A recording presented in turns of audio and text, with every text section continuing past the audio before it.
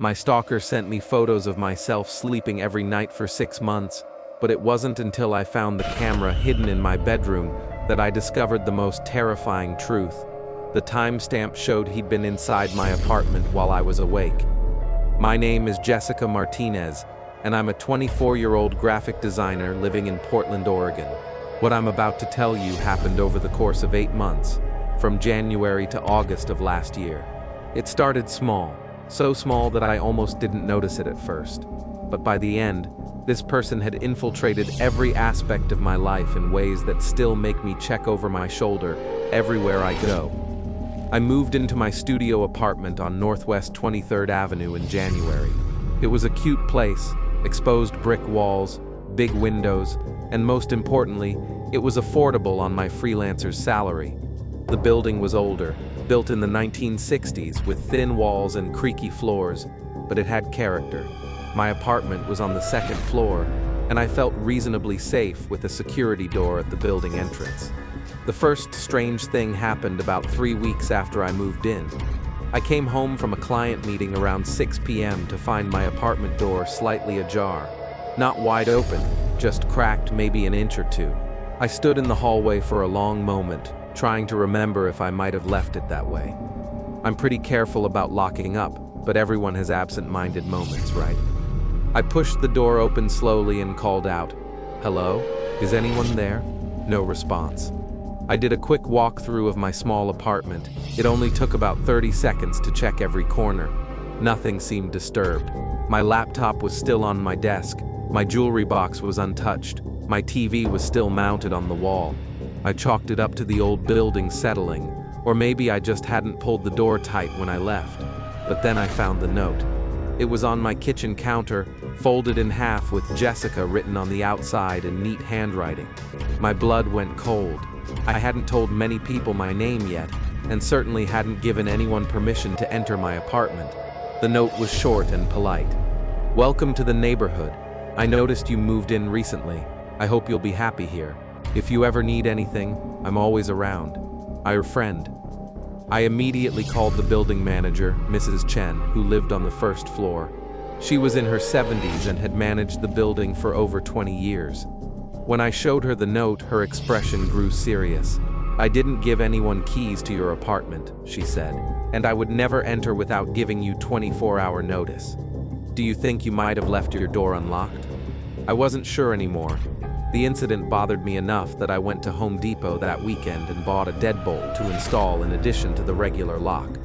I also bought a small security camera, one of those wireless ones you can monitor from your phone. For about 2 weeks, nothing happened. I started to relax, thinking maybe it had been a one-time thing. Maybe someone had gotten the wrong apartment, or maybe it was just a weird welcome gesture from an overly friendly neighbor. Then the photos started arriving. The first one was slipped under my door on a Tuesday morning while I was at work. I found it when I came home around 7 p.m. It was a printed photograph, probably 4 by 6 inches, showing me sleeping in my bed. The angle was from the foot of my bed, looking toward the head where I slept curled up on my side. The timestamp in the corner read 3:47 a.m. from the night before. I called the police immediately. The officer who came out was professional but not particularly encouraging. Officer Rodriguez looked at the photo and took my statement, but explained that without evidence of forced entry or direct threats, there wasn't much they could do. "Have you noticed anyone following you? Any direct contact or threatening messages?" he asked. "Just that first note, and now this photo. But someone was in my apartment while I was sleeping. They had to have been to take this picture. The photo could have been taken through a window, or with a telephoto lens from another building. Have you checked to make sure all your windows lock properly?" I hadn't thought of that. After Officer Rodriguez left, I spent an hour checking every window in my apartment. They all locked, and none showed signs of tampering. But my bedroom window did face another apartment building across a small courtyard. Maybe someone had taken the photo from there. I installed blackout curtains the next day and made sure to keep them closed at night. I also moved my security camera from the living room to the bedroom, positioning it to watch the door. The photos kept coming. Every few days, I'd find a new one slipped under my door, always showing me sleeping, but from different angles, some from the foot of the bed, some from the side, and some that appeared to be taken from very close to my head. The timestamps showed they were taken between 2 a.m. and 4 a.m., always when I would have been in deep sleep. The angles that disturbed me most were the ones that could only have been taken from inside my bedroom. I called the police again after the fifth photo. This time, a different officer came out, Detective Sarah Kim from the Portland Police Bureau. She was more thorough than Officer Rodriguez and spent over an hour examining my apartment. "I want you to understand that what you're experiencing is a serious crime," Detective Kim told me. "This person is stalking you and has violated your privacy in an extremely invasive way. We're going to take this seriously." She helped me file a formal stalking report and gave me information about restraining orders, though she explained that we'd need to identify the person first before we could serve one. "I want you to save every photo, document every incident, and call me immediately if you receive any direct contact or if you see this person. In the meantime, I recommend you consider staying somewhere else until we can figure out how they're getting these photos." But I refused to be driven from my home. Instead, I decided to turn my apartment into a fortress. I installed 3 more security cameras, one in the living room, one watching the front door, and one in the kitchen. I bought a door security bar and a portable door alarm. I even bought a baseball bat to keep beside my bed. The photos stopped for about a week after I installed all the security equipment. I started to hope that maybe I'd scared off whoever was doing this. Then I received the most disturbing photo yet. It showed me sitting at my desk, working on my laptop. I was wearing a blue sweater I'd bought just 3 days earlier. But what made my blood freeze was that I recognized the scene. It had been taken yesterday afternoon around 2 p.m. while I was working on a logo design for a client. The angle of the photo showed it was taken from inside my apartment, somewhere behind me, and to the left. But when I checked my security footage from that time, it showed nothing. I was alone in my apartment, working quietly, with no sign of any intruder. I watched the footage over and over again. There was no moment when my cameras showed anyone entering or leaving. The footage was continuous, with no gaps or missing time. According to my security system, I had been completely alone, but someone had been there. Someone had been standing in my apartment, close enough to photograph me while I worked, and my cameras hadn't detected them. That night, I didn't sleep. I sat on my couch with the baseball bat across my knees, watching my security monitor and jumping at every small sound. Around 3 a.m., I heard what sounded like scratching or tapping coming from inside the walls. The sound was rhythmic, like someone gently knocking. It seemed to move along the wall behind my bed, then across to the wall that separated my apartment from the hallway. I grabbed my phone to call 911, but the sound stopped as soon as I touched the screen. I stood there in the dark for 20 minutes, listening, but heard nothing more. The next morning, I called Detective Kim and told her about the latest photo and the sounds I'd heard. She came out that afternoon with another officer, and they did a thorough search of my apartment, including checking for any hidden openings or access points. Old buildings like this sometimes have maintenance access areas or utility spaces that aren't obvious, Detective Kim explained as she examined the walls with a flashlight. If someone knew the building well, they might know about spaces that even the current residents don't know exist. They didn't find anything obvious, but Detective Kim recommended I contact the building owner to get blueprints or construction records that might show hidden access points. Mrs. Chen, the building manager, was helpful but limited in what she could provide. The building had changed ownership 3 times since it was built, and a lot of the original construction documents had been lost. But she did give me the contact information for Jimmy Santos, a maintenance worker who had worked on the building for over 15 years. Jimmy was in his 50s, a quiet guy who'd always been friendly when I'd seen him in the hallways. When I explained the situation, his expression grew troubled. "You know, there are some old utility spaces in these buildings that most people don't know about," he told me. Back in the 60s, they built them with access crawlways for electrical and plumbing work. Most of them have been sealed up over the years, but what? Well, if someone really wanted to get around the building unseen, and if they knew where the old access points were, it might be possible. Jimmy offered to come take a look at my apartment to see if there might be any hidden access points. We arranged for him to come over the next Saturday morning, along with Detective Kim. But Friday night, everything changed. I woke up at 2:30 a.m. to the sound of my phone buzzing with notifications. Half asleep, I grabbed it from my nightstand and saw that my email inbox was filling up with new messages, all from the same address, watchingyou847@gmail.com. Each email contained a single photo attachment. The photos were of me sleeping, but not from previous nights. These were from right now, taken within the last few minutes. I could tell because I was wearing the same pajamas I'd put on before bed, and I was lying in the same position I'd just woken up from. But what made me nearly vomit from fear was the timestamps. They weren't from 30 minutes ago, or even 10 minutes ago. The most recent photo had been taken at 2:28 a.m., just 2 minutes before I woke up. Someone was in my apartment right now. I grabbed the baseball bat and my phone and crept toward my bedroom door. My security cameras hadn't triggered any alerts, but someone was clearly inside my apartment, close enough to photograph me while I slept. I called 911 and whispered my situation to the dispatcher. She told me to stay on the line and try to get to a safe place while officers were on their way. But my apartment only had one exit, and it meant crossing the living room. I opened my bedroom door as quietly as possible and peered out. The living room was dark, but I could see the faint glow of the streetlight through my front window. Everything appeared normal, but I knew someone was there. As I stepped into the living room, my phone buzzed with another email notification. Another photo, time-stamped 2:31 a.m., showing me standing in my bedroom doorway with the baseball bat, exactly as I was at that moment. Someone was photographing me in real time, but I couldn't see anyone. I ran for the front door, fumbling with the deadbolt and security bar. As I struggled with the locks, I heard a sound that made my blood freeze, the unmistakable creak of someone moving in the space above my ceiling. The footsteps were soft but clear, moving directly above me as I stood at the front door.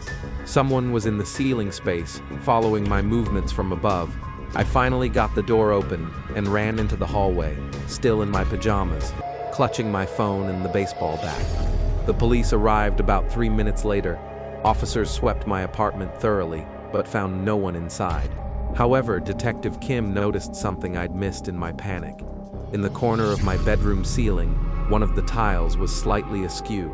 With Jimmy's help, who arrived shortly after the police, they moved my dresser and climbed up to examine the ceiling space. What they found was like something out of a nightmare. Above my bedroom ceiling was a crawl space that ran the length of the building. It was accessed through a small opening in the utility closet of an apartment 3 doors down, an apartment that had been vacant for 2 months. The crawl space directly above my bedroom had been turned into a sort of observation post. There were blankets, a pillow, several flashlights, and a cooler with water and snacks.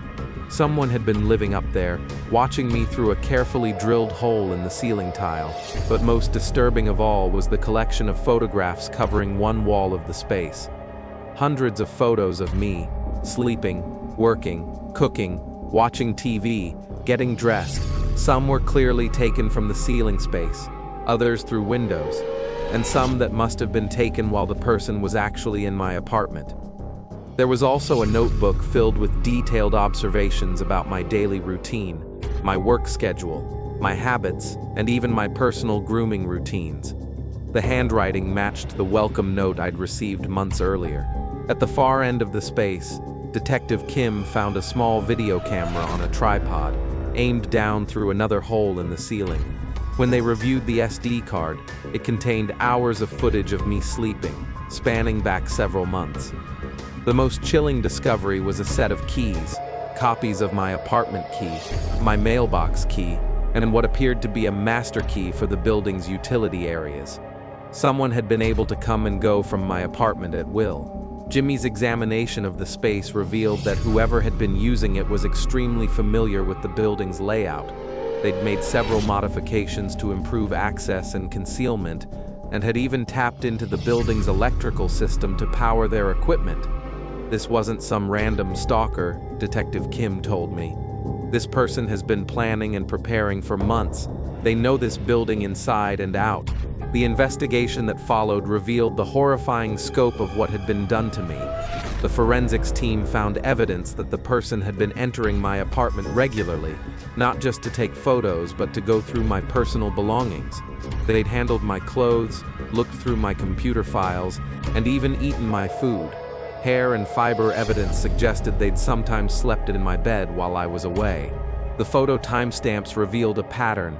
The person had been entering my apartment during the day while I was at work, and watching me from the ceiling space at night.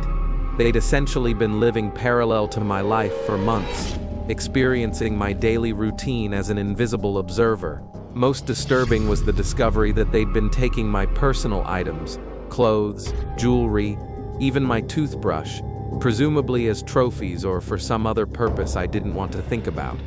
The investigation eventually led to the arrest of Marcus Webb, a 34-year-old man who worked as a building maintenance contractor for the property management company.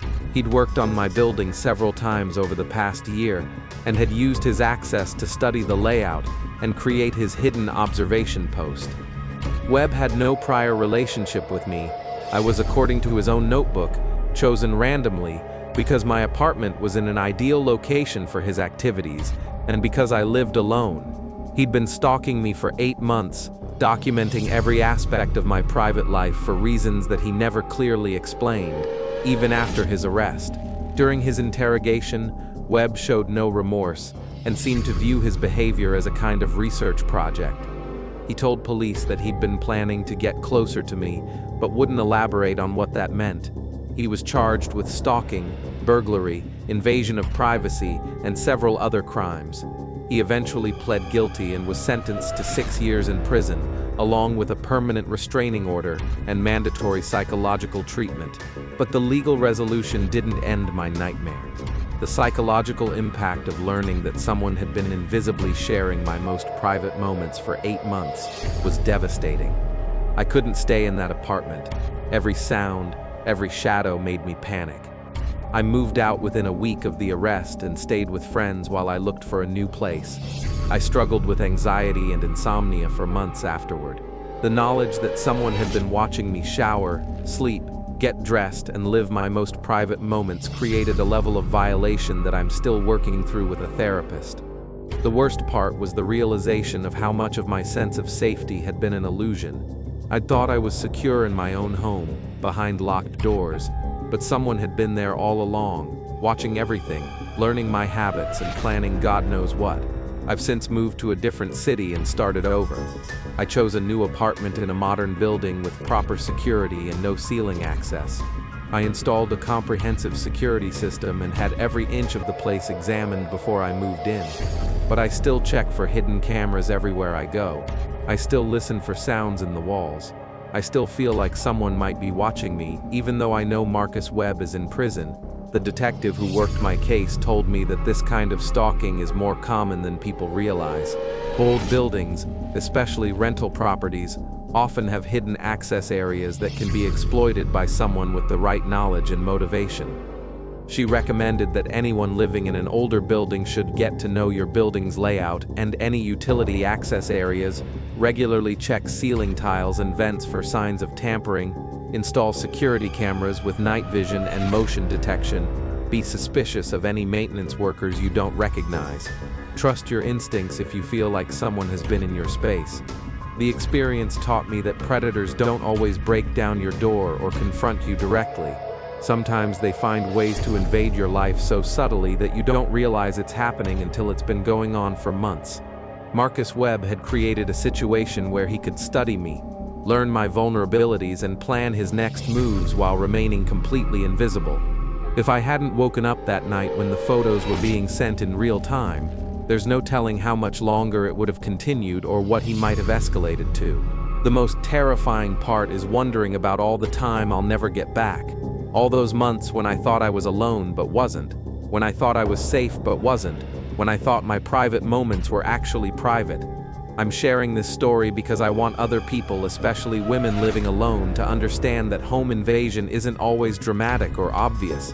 Sometimes it's subtle, patient, and methodical. Sometimes the person violating your safety is someone who has legitimate access to your building, someone you might have seen in passing and never thought twice about. If you ever feel like something is off in your living situation, if things are slightly out of place, if you hear unexplained sounds, if you have that instinctive feeling that someone has been in your space, trust that feeling. Don't dismiss it as paranoia. Your intuition might be the only thing standing between you and someone who has learned to violate your privacy so skillfully that they've become invisible. 3 months ago, I received a letter forwarded from my old address. There was no return address, but I recognized the handwriting immediately. Inside was a single sentence: "I'll always be watching you, Jessica. Prison walls can't change that." Frightened, the letter had been postmarked from the correctional facility where Marcus Webb is serving his sentence. I immediately contacted Detective Kim and my lawyer, but they said there wasn't much they could do about a message that, while disturbing, didn't constitute a direct threat. I've since changed my name and moved again. I don't use social media anymore, and I'm very careful about who I give my contact information to. But sometimes, late at night, I still feel like someone is watching me.